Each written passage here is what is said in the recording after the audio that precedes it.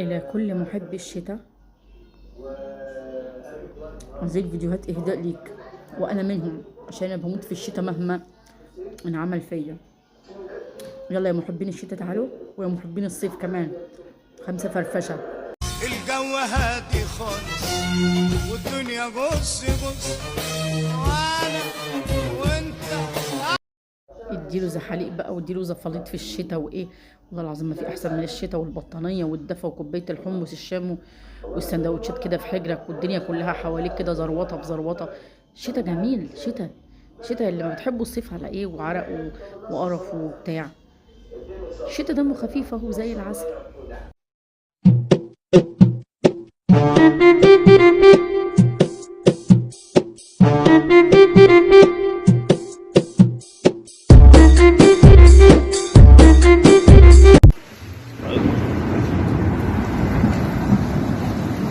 هنطلع ازاي احنا؟ طب يا رب، يا رب الطف بينا، يا رب يا رب الطف بينا. يا نهار اسود، يا نهار اسود.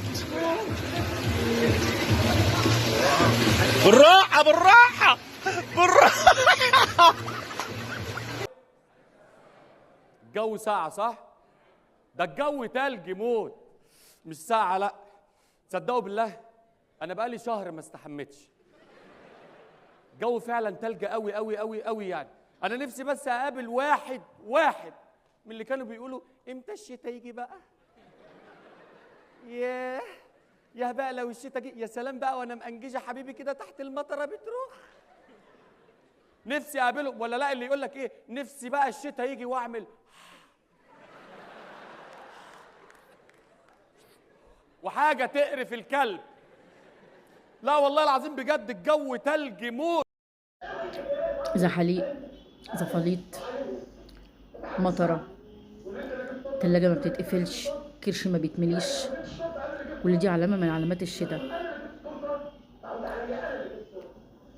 ايه رأيكم بقى يا محبين الشتاء؟ وبرضه هفضل احب الشتاء مهما انا عمل فيا. ايه رأيكم؟ مين اللي بيحب الشتاء زيي؟ مين اللي بيحب الصيف؟